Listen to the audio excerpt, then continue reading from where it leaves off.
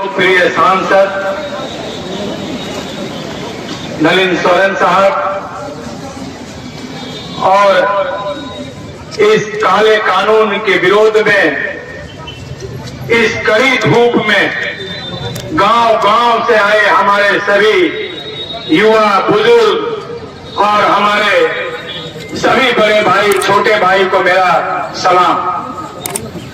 एक बात मैं अपनी बात को कहने के पहले कहना चाहता हूं सभी युवा साथियों से कि आप धैर्य मत खोइएगा अगर इस काला कानून को वापस करवाना है तो।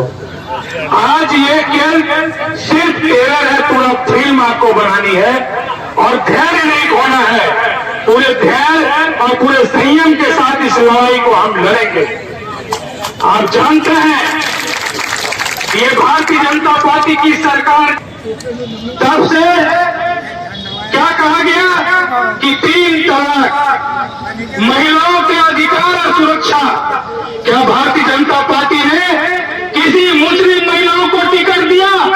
किसी मुस्लिम महिलाओं को विधानसभा में भेजने का काम किया? क्या किसी मुस्लिम महिलाओं को 2500 रुपया केंद्र की सरकार ने देने का काम किया? क्या किसी मुस्लिम परिवार के दुखते रोग में हाथ रखने का काम किया? नहीं, केवल मुस्लिमों को डराने धमकाने का काम करती है। मैं कहना चाहता हूं कि जब हमारे पिता का संपत्ति में हम अगर 2 भाई हैं तो बराबर का अधिकार होता है। हम बापू के संतान हैं, हम गांधी जी के संतान हैं। इस देश में हिंदू का जितना अधिकार है मुस्लिमों का भी उतना अधिकार है। इस बात को भारतीय को भूलना नहीं चाहिए कि इस देश की लड़ाई में भारतीय जनता पार्टी के किसी भी नेता का न बाप का रोल है, न दादा का रोल है, न किसी परिवार का रोल है। अगर इस देश में आजादी के लिए कोई लड़ा तो अस्फाकुल्लाह था, अब्दुल हमीद था। हमारे न जाने कितने मुस्लिम नौजवान इस देश की मिट्टी में शहीद होने का काम किया और आज कहता है कि हम पंचर बनाते हैं।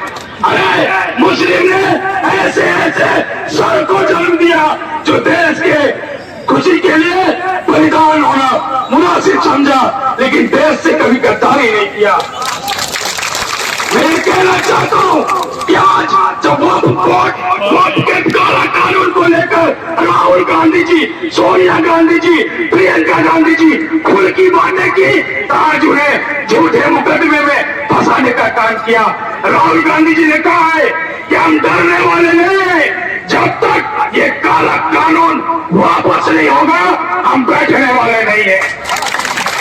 मैं कहना चाहता हूं कि भारतीय जनता पार्टी के बहुत सारे ट्रोल लोग हैं जो पैसे से ट्रोल करते हैं, चाहे वो कश्मीर की घटना हो, चाहे मुर्शिदाबाद में अगर आपसी भी कोई घटना होती है तो उसे हिंदू मुस्लिम से जोड़कर व्हाट्सएप में वायरल कर दिया जाता है। मैं मुस्लिम युवाओं से कहना चाहता हूं कि ऐसे वायरल वीडियो का मुंहतोड़ जवाब दीजिए, चाहे वो हिंदू हो या मुस्लिम हो। दहशतगर्दी केवल दहशतगर्दी होता है, उसका कोई जात, उसका कोई धर्म नहीं होता है। आज मुस्लिमों को नीचे दिखाने का काम करता है। ये देश का प्रधानमंत्री हमें पंचर बनाने वाला बोलता है। उसको पता नहीं है कि मदरसा से ना जाने कितने इंजीनियर निकले हैं, कितने डॉक्टर निकले हैं, कितने समाज सेवी निकले हैं, कितने बुद्धिजीवी निकले हैं जो इस देश के लिए अपना खून पसीना बहाने का काम किए।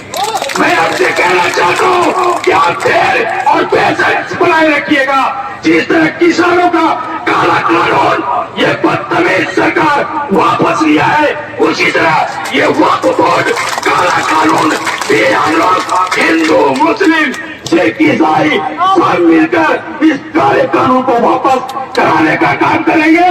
जय हिंद।